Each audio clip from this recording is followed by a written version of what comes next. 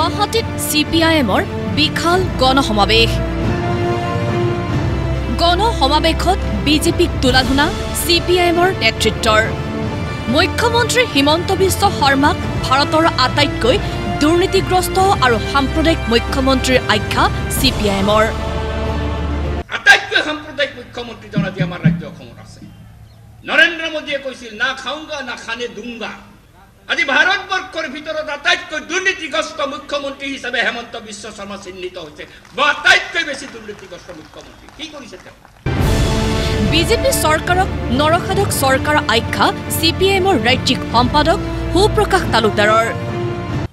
এই চৰকাৰৰ দিনত 5জন ডেকা ল'ৰাক আন্দোলনৰ সময়ত গুলিয়াই মাৰিছিল। তেওঁ বোলে জাতীয় নায়ক আছিল। চৰকাৰ নৰসাধক চৰকাৰ।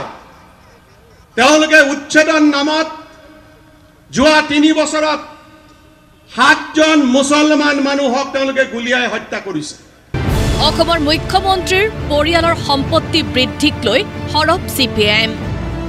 বাওঁপন্থী দলটোৰ অভিযোগ বিগত 3 বছৰত কেৱল বৃদ্ধি পাইছে মুখ্যমন্ত্ৰীৰ পৰিয়াল আৰু মন্ত্ৰীৰ সম্পত্তি। অসমত যদি কাবাৰ আটাইতকৈ বেছি সম্পত্তি বৃদ্ধি হৈছে তেনেহলে সেয়া হৈছে হিমন্ত বিশ্ব শৰ্মাৰ পৰিয়ালৰ সম্পত্তি। চেনেলৰ মালিক মাটি যতে ওলাইছে তাতে কিনিছে। গলিয়াবৰত মাটি, মাজুলীত মাটি, গুৱাহাটীৰ আশে পাশে মাটি, মৰিগাঁৱত মাটি, আন্তৰ্জাতিক স্কুলৰ মালিকানা, এতিয়া ধৰিছে চাহ বাগান কিনাত।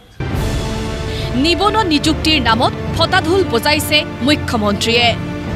বিজেপিয়ে সকলো ৰাজহুৱা সম্পত্তি ধ্বংস কৰিছে বুলি চৰকাৰক সমালোচনা বিধায়ক মনোৰঞ্জন তালুকদাৰ আৰু সুপ্ৰকাশ তালুকদাৰৰ।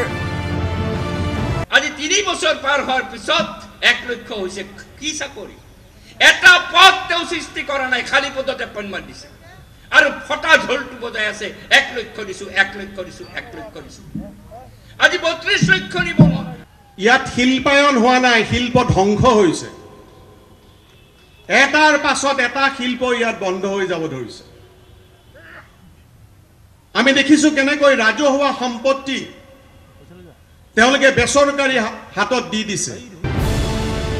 3 দিনীয়াকৈ অনুষ্ঠিত CPIMৰ 24 সংখ্যক অসম ৰাজ্যিক সন্মিলন উপলক্ষে আয়োজিত গণসমাৱেশত অংশগ্ৰহণ কৰি কেন্দ্ৰ আৰু ৰাজ্য চৰকাৰক চোকা সমালোচনা ত্ৰিপুৰাৰ প্ৰাক্তন মুখ্যমন্ত্ৰী মানিক চৰকাৰ আৰু প্ৰাক্তন সাংসদ নীলোৎপল বসুৰ।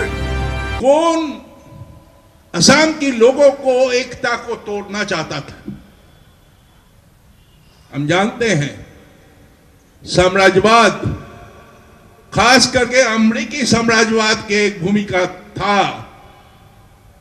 असम की जनता की एकता को तोड़ने के लिए, फायदा उठाने के लिए कुछ लोकल एजेंट तैनात किया है। ये मुख्यमंत्री वो ही एक लोकल एजेंट है। আমাদের দেশের অর্থনৈতিক, রাজনৈতিক, সামাজিক পরিস্থিতি খারাপ থেকে খারাপ দিকে যাচ্ছে। দেশের সমস্যা, জাতীয় সমস্যা, জ্বলন্ত সমস্যা, বেকার সমস্যা। 15,000 শূন্য পদ পূরণের জন্য 32 লক্ষ মানুষ আসামে ইন্টারভিউ দিতে যাচ্ছে। গণসমাৱেশৰ পৰাই সাম্প্ৰদায়িক বিজেপিক ব্ৰহ্মপুত্ৰত দলিয়াই দিয়াৰ হুংকাৰ CPIMৰ বিধায়ক মনোৰঞ্জন তালুকদাৰৰ।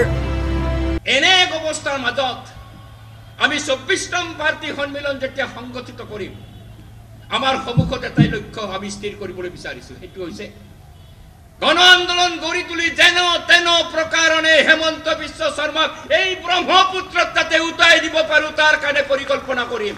এইটোৱে আমাৰ কাম। ব্ৰহ্মপুত্ৰত উটাই দিব লাগিব হেমন্ত বিশ্ব শৰ্মা। ভাৰতীয় জনতা পাৰ্টি RSSৰ যিটো নেক্সাছ অসমখনক ধ্বংস কৰিবলৈ বিচাৰিছে তাক ব্ৰহ্মপুত্ৰত উটাই দিয়াৰ বাহিৰে আমাৰ কোনো বিকল্প নাই।